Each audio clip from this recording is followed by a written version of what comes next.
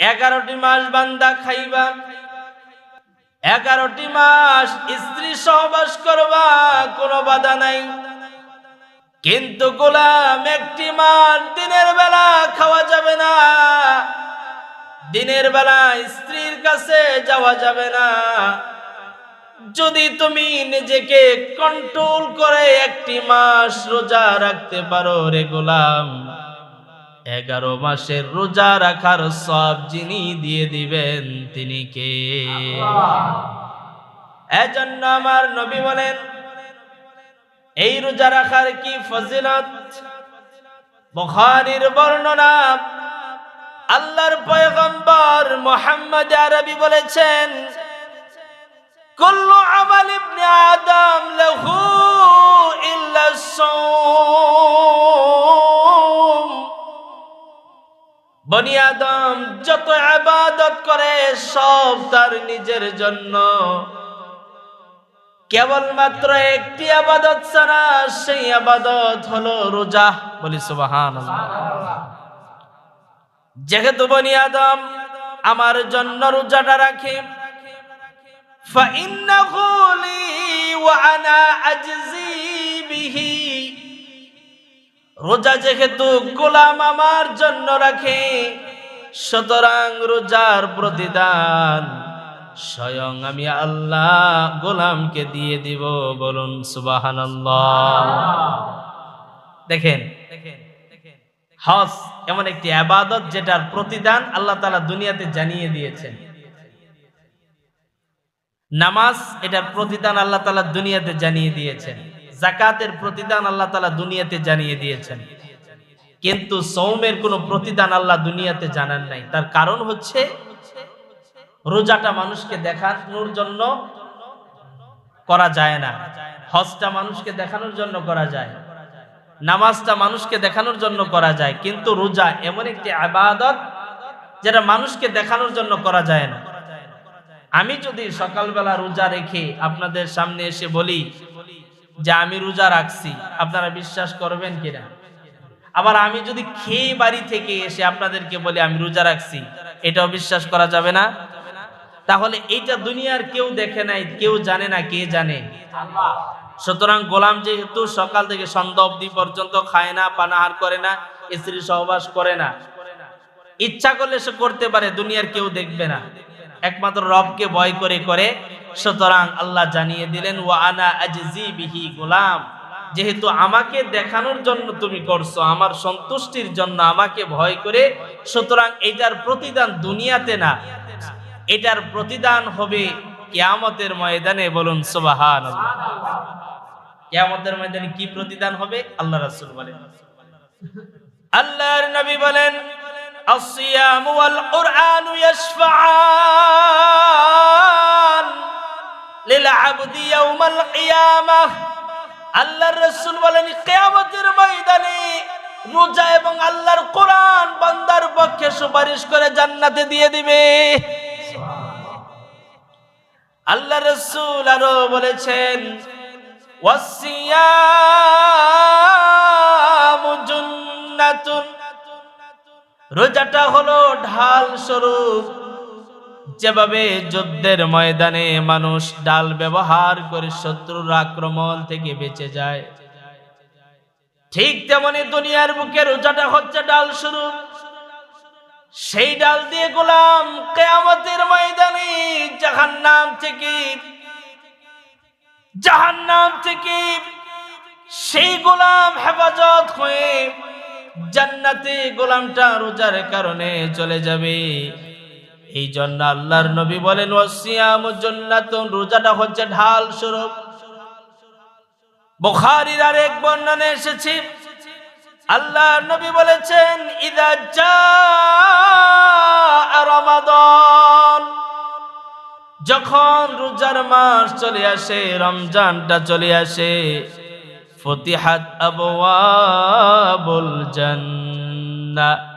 সাথে সাথে যিনি আসমান এবং জান্নাতের দরজা খুলে দেন তিনি কে? তো জবান ছেড়ে বলুন তিনি কে? অগলিকাত আবওয়াবুন নার। আল্লাহর নবী বলেন রমজান মাস চলে আসলে জাহান্নামের দরজা বন্ধ করে দেওয়া হয়। ওয়াসুফিদাতিশ শায়াতিন,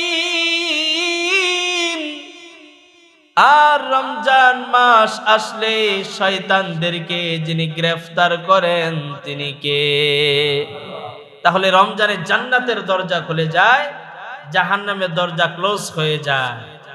যেই গোলাম রোজা রেখে রবের কাছে দোয়া করবে, তাওবা ইস্তেগফার করবে, রমজানেই তাদের জান্নাতের ঠিকানা লিপিবদ্ধ করে দেওয়া হয়। সুবহানাল্লাহ। এই রমজান পেয়েও যারা জীবনের গুনাহ মাফ করাতে পারবে না, আল্লাহ রাসূলের ভাষায় তাদের মতো হতভাগা দুনিয়াতে আর কেউ নাই। বলুন নাউজুবিল্লাহ। আল্লাহর নবী বলেন ইন্না ফিল জান্নাতি বাবান, জান্নাতের ভিতরে একটি দরজা রয়েছে যার নাম হলো ইউকালু লাহুর রায়্যান। যেই দরজাটার নাম হলো রায়্যান নামক দরজা, কিয়ামতের ময়দানে ইয়াদখুলু মিনহুস সাইমুনা ইয়াওমাল কিয়ামাহ।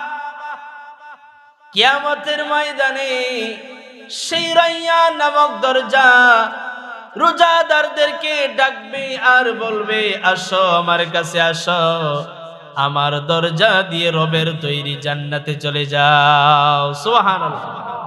রায়্যান নামক দরজা রোজাদারদেরকে একমাত্র ডাকবে স্পেশালি ভাবে, যে আসো আমার দরজা দিয়ে রবের তৈরি জান্নাতে চলে যাও। বলুন সুবহানাল্লাহ। এই রমজান মাসের রোজাও যারা ছেড়ে দিবে তাদের জন্য ভয়াবহতা আছে না নাই? আল্লাহ রাসূল সাল্লাল্লাহু আলাইহি সাল্লাম বলেছেন, আবু দাউদ এবং তিরমিজির বর্ণনা, হযরতে আবু হুরায়রা বর্ণনা করেন, আল্লাহর নবী বলেন, মান আফতারা ইয়াওমান মিন রমাদান মিন গায়রি রুখসাতিন ওয়ালা মারাদিন। রমজান মাসের একটি রোজা কোন গোলাম যদি ছেড়ে দেয়, শরীয়তের ওজর ব্যতীত যদি ছেড়ে দেয়, সারা বছর যদি রোজা রাখে একটা দিনের রোজার সমান হবে না। রমজানের একটি রোজা আর সারা বছরের রোজা সমান হবে কি? কিন্তু যারা গ্যাস্ট্রিকের দোহাই দিয়ে রোজাকে ছেড়ে দেয়, তাদের মতো আহাম্ম বোকা নাফরমান দুনিয়াতে আর নেই। আরে মিয়া, রমজান তো আসছে গ্যাস্ট্রিক ভালো করার জন্য। আপনি কি বুঝেন? একটা মানুষ যখন দীর্ঘক্ষণ পানাহার থেকে বিরত থাকে, তখন তার গ্যাস্ট্রিকের সমস্যাগুলো ভালো হতে থাকে। বলুন সুবহানাল্লাহ। আমার কথা নয়, এটা চিকিৎসা বিজ্ঞানের কথা। আর আপনি বলেন সারাদিন রোজা রাখলে গলা শুকায় যায়, গ্যাস্ট্রিকের সমস্যা বাড়ে। আর এমনি রমজান আসছে গ্যাস্ট্রিক ভালো করার জন্য। আপনি সারা বছর যে জাতা খান, খেয়ে পাকস্থলীকে যে নষ্ট করে দিচ্ছেন, রমজানের একটি মাস যখন রোজা রাখবেন তখন এই পাকস্থলীকে আবার রিটার্ন জিনিস সতেজ করে দিবেন তিনি কে? তাই যারা এই রমজান মাসেও রোজা রাখে না, এদের দেখবেন মৃত্যুটা সবচেয়ে ভয়াবহ পেটের পীড়ায় মৃত্যু হয়। গোপন একটা কথা বলি দেবেন, মানে যেই সমস্ত মানুষ দেখবেন রোগের দোহায় বা নিজের খাহাসিয়াতের জন্য রমজান মাসে রোজা রাখে না, এদের মৃত্যুটা হয় পেটের পীড়ায়। হয়তো দেখবেন পাকস্থলী নষ্ট, লিভার নষ্ট, এই সমস্ত পীড়ায় তারা ধ্বংস হয়ে যাবে, তাদের মৃত্যু ভয়াবহ মৃত্যু হয়ে যাবে। আল্লাহ তাআলা আমাদেরকে রমজান পর্যন্ত হায়াত বাড়িয়ে রমজানের রোজাগুলো পুঙ্খানুপুঙ্খানুভাবে রাখার তৌফিক দান করুন। বলুন আমিন। যাদের নিয়তে এখনো গাবলা আছে, যে রাখলেও রাখতে পারি, নাও রাখতে পারি, আপনাকে পায়ে হাত দিয়ে বলে দিচ্ছি, সাহাবা আজমাইন রমজানের 6 মাস আগ থেকে রবের কাছে দোয়া করতেন, আল্লাহুম্মা বারিক লানা ফি রজব ওয়া শাবান ওয়া বাল্লিগনা রমাদান। ওগো রব্বুল আলামিন,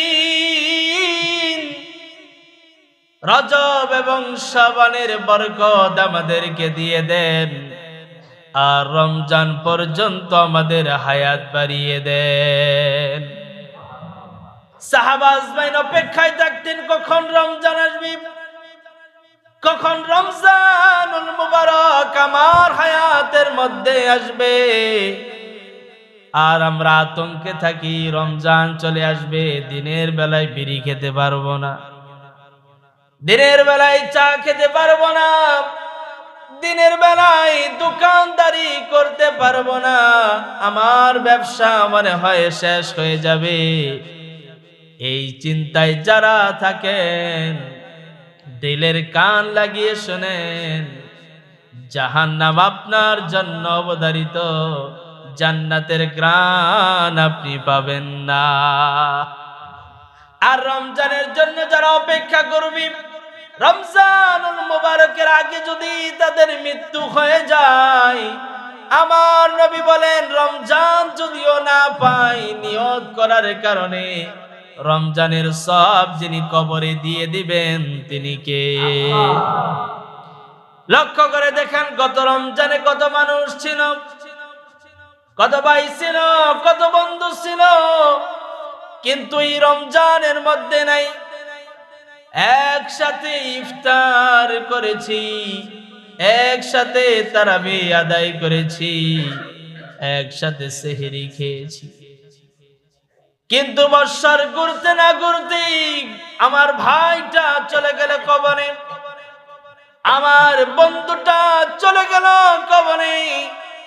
এখনো আমাকে আপনাকে যেই রব বাঁচিয়ে রেখেছেন, রবের কাছে দোয়া করুন, রব যেন রমজান পর্যন্ত কমপক্ষে আমাদের হায়াত বাড়িয়ে দেয়। একটা রমজান যদি কারো হায়াতের মধ্যে পড়ে যায়, একটা রমজান যদি কেউ জীবনে পেয়ে যায়, হাজার হাজার বছর ইবাদত করলে যেই সওয়াব, রমজান একটি মাস ইবাদত করলে তার চাইতে বেশি সওয়াব।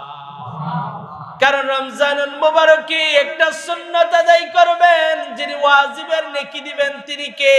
আল্লাহ।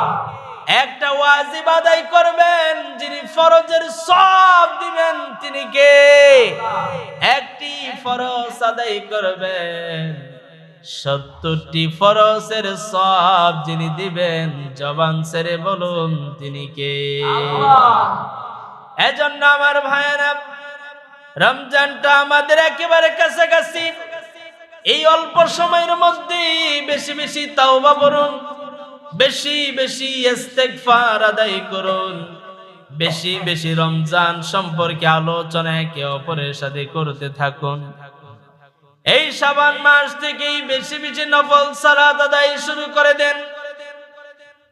এই শাবান মাস থেকেই রবের কালাম বেশি বেশি তেলাওয়াত শুরু করে দেন।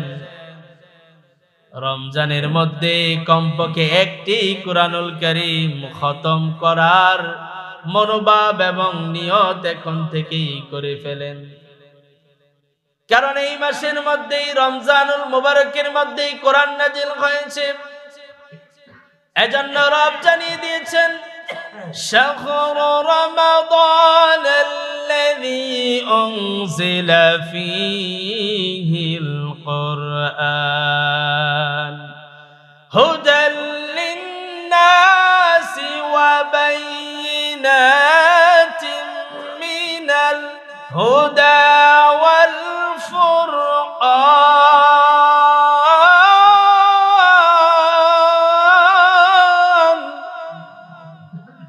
রব জানিয়ে দিলেন, গোলাম শুনে নাও, এই রমজানুল মুবারকে আমি কোরআন নাজিল করেছি। কেন কোরআন নাজিল করেছি? সত্য এবং মিথ্যার মধ্যে যেন এই কোরআনুল কারীম তফাৎ পার্থক্য তৈরি করতে পারে, আর তোমাদেরকে হেদায়েত দিয়ে জান্নাতে নিতে পারে। এই জন্য আমি রমজানুল মুবারকে কোরআন নাজিল করেছি। তাই কোরআন নাজিলের মাসে কোরআনকে বেশি বেশি পড়ুন, বেশি বেশি রিসার্চ করুন, বেশি বেশি অধ্যয়ন করুন, কোরআন থেকে হেদায়েত নেওয়ার চেষ্টা করুন। কোরআনের প্রতিটি পৃষ্ঠায় প্রতিটি আয়াতে যিনি হেদায়েত রেখেছেন তিনি কে? আল্লাহ। হেদায়েতের জন্য দূরে যাওয়ার দরকার নাই, আল্লাহর কোরআন আপনার কাছে। বেশি বেশি এখন থেকে তেলাওয়াত করা শুরু করে দেন, আর 24 ঘন্টার কি রুটিন তৈরি করেন। রমজানুল মুবারকে 24 ঘন্টা আমি কিভাবে কাটাবো, আমি কি কি পদক্ষেপ নেব, গত রমজানে আমি কি কি করতে পারি নাই, এই রমজানে আমি করব, এরকম একটা পদক্ষেপ এখন থেকে আজ থেকেই নেওয়ার চেষ্টা করুন। আল্লাহ তাআলা আমাদেরকে তৌফিক দান করুন, বলুন আমিন। গত রমজানে অনেকে আমরা হয়তো 2-1 দিন তারাবি মিস হয়ে গেছে, হয়তো নফলে ইবাদত একটু কম হয়ে গেছে, হয়তো কোরআনটা খতম করতে পারি নাই, হয়তো ইতিকাফ করার নিয়ত করেছিলাম করতে পারি নাই। এই রমজান আপনার জন্য সুবর্ণ সুযোগ যে এইগুলোকে আপনি কুট করেন, রুটিন করেন, যে গত বছর যেগুলো বাদ পড়ে গেছে এইবার আমি করে নিব ইনশাআল্লাহ। এই 24 ঘন্টার একটা রুটিন তৈরি করেন এখন থেকে, আজ থেকে। আর রমজানের মাসআলা মাসাইল গুলো আজ থেকে জানার চেষ্টা করুন। রমজানে কি করা যায়, কি করা যায় না, কোন কাজ করা যাবে, কোন কাজ করা যাবে না, এবং বিশুদ্ধি রোজা সংক্রান্ত মাসআলা এখন থেকে জানার চেষ্টা করে নেব ইনশাআল্লাহ। আর চাঁদ দেখবো ইনশাআল্লাহ। আমরা চাঁদ দেখার মধ্যে একটি সওয়াব আছে। আল্লাহ রাসূল সাল্লাল্লাহু আলাইহি সাল্লাম সব সময় রমজানুল মুবারকের চাঁদ দেখে রমজান শুরু করতেন, আবার চাঁদ দেখে তিনি রমজানকে ভঙ্গ করতেন। অর্থাৎ চাঁদ উঠে গেছে তো রমজান শুরু হয়ে গেছে, আবার চাঁদ আবার উদিত হয়েছে, শাবান মাস শেষ হয়ে গেছে, ঈদ শুরু হয়ে গেছে। এভাবে আল্লাহ রাসূল সাল্লাল্লাহু আলাইহি সাল্লাম সাহাবীদেরকে নিয়ে চাঁদ দেখতেন। চাঁদ দেখা একটি সওয়াবের কাজ, একটি বরকতের কাজ, একটি গুনাহ মাফের কাজ। এজন্য এখন সোশ্যাল মিডিয়ার যুগে আমরা কিন্তু চাঁদ দেখি না, আমরা পরনির্ভরশীল। আমরা টিভির উপরে, ফেসবুকের উপরে আমরা নির্ভরশীল, গুগলের উপরে আমরা নির্ভরশীল না। আমরা নির্ভরশীল তো ওইটা আমাদের থাকবেই, তবে আমরা সওয়াবের জন্য, বরকতের জন্য, গুনাহ মাফের জন্য আমরা সন্ধ্যার পরে একটু আকাশে তাকাবো, চাঁদটা দেখা যায়। চাঁদ দেখার সাথে সাথে যিনি গুনাহগুলি মাফ করে দিবেন তিনি কে? আল্লাহ। এই জন্য ইনশাআল্লাহ আমরা চাঁদ দেখব।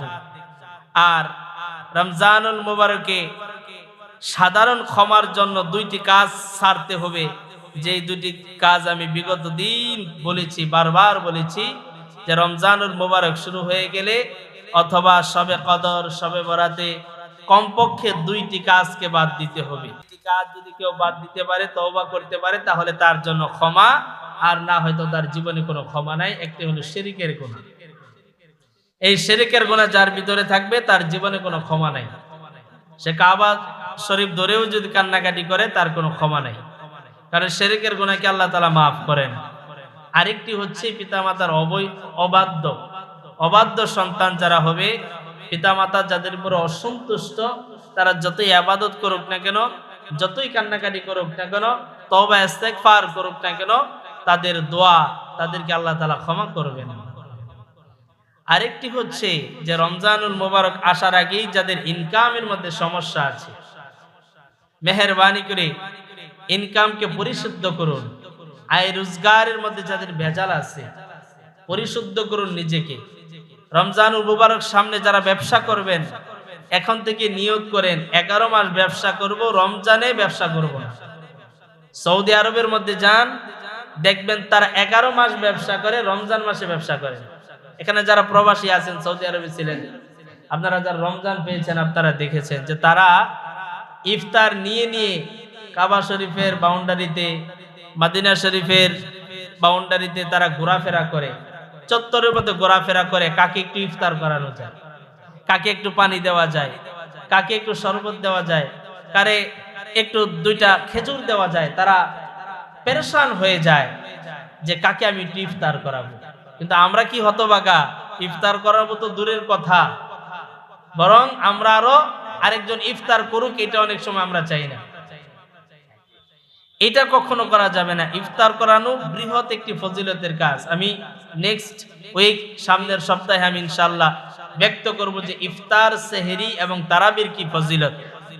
তো তারা 11 মাস ব্যবসা করে কিন্তু রমজানে ব্যবসা করে না। কিন্তু আমরা বাঙালিরা এত খারাপ যে আমরা 11 মাস ব্যবসা করি না, রমজানের জন্য ব্যবসাটা রেখে দিই। আমরা কি করি, আমরা ওজনে কম দেই। আমরা কি করি? টাকা মজুত করে বিভিন্ন পণ্য সামগ্রীকে আমরা মজুত করে রাখি, যেন মার্কেটের মধ্যে সেটার দাম বেড়ে যায়। এই যে সমস্ত কাজগুলো, এগুলো রমজানুল মুবারকে যে করবে, আল্লাহ তাআলা তার রিজিকের দ্বার কোনোদিন খুলে দিবেন না, তাকে আল্লাহ তাআলা কখনোই ক্ষমা করবেন না। এজন্য রমজানুল মুবারকে কখনো যারা ব্যবসায়ী আছেন, এক সদাকা কম দেওয়া যাবে না, এক চুল পরিমাণও কম দেওয়া যাবে না, বরং একটু বেশি দিবেন। যে আল্লাহ, রমজান উপলক্ষে আমার ভাইদেরকে আমি একটু বেশি দিচ্ছি, আমার ব্যবসা 8 টাকার জায়গা 6 টাকা হোক, 5 টাকার জায়গা 4 টাকা হোক। এইভাবে যদি আপনি নিজেকে স্যাক্রিফাইস করতে পারেন, তাহলে রমজানুল মুবারক আপনার আমার গুনাহ মাফের একটি মাধ্যম হবে। সবাই সবার স্থান থেকে যারা ব্যবসায়ী আছেন তাদের উদ্দেশ্যে আমি বলছি, আর যারা ব্যবসায়ী আছেন আশেপাশের দোকানদার, কমপক্ষে বাবা রমজানুল মুবারকে দিনের বেলায় বিড়ি সিগারেট বিক্রি করেন না। এটা আপনি করজোরে আমি আপনাদের কাছে অনুরোধ জানাচ্ছি। রমজানুল মুবারকে আপনি কয় টাকা বিড়ি সিগারেট দিনের বেলা বিক্রি করতে পারবেন? দিনের বেলা কয় টাকা আপনি খাবার হোটেলে বিক্রি করতে পারবেন? বাকি 11 মাস আল্লাহ তাআলা এর চেয়ে ডবলের ডবল আপনাকে আল্লাহ দিয়ে দিবে। আপনি একটু সবর করেন, একটু আল্লাহকে ভয় করেন যে দিনের বেলা আমি হোটেল খোলা রাখবো না, দিনের বেলা আমার দোকানে কোনো খাদ্য সামগ্রী যেগুলো মানুষ খাবে, বিড়ি সিগারেট, এগুলো আমি রাখবো না, আমি সন্ধ্যার পরে দোকানদারি করব। এরকম একটা নিয়ত করেন। এই সৎ নিয়ত করার মতো সৎ সাহস সবার নাই, কিন্তু যারা এই সৎ নিয়ত এবং সৎ সাহস করতে পারবে, তারাই তো রবের কাছ থেকে ক্ষমা পাবে। এজন্য যারা ব্যবসায়ী আছেন, মেহেরবানি করে এই দিকে একটু লক্ষ্য রাখবেন, নজর রাখবেন। নিজে রোজা রাখছেন, আরেকজনকে সিগারেট ধরায় দিলেন, আপনার রোজার কি হালত? আপনার রোজা কতটুকু কবুল হবে?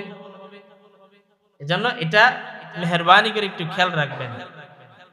তারপরে রমজানুল মুবারকের জন্য আমাদের আশেপাশে কোনো ডেক্সে গান বাজনা এগুলো বাজতে না পারে, আমরা এলাকাবাসী সচেতন থাকবো, সচেষ্ট থাকবো এবং অ্যাক্টিভ থাকবো।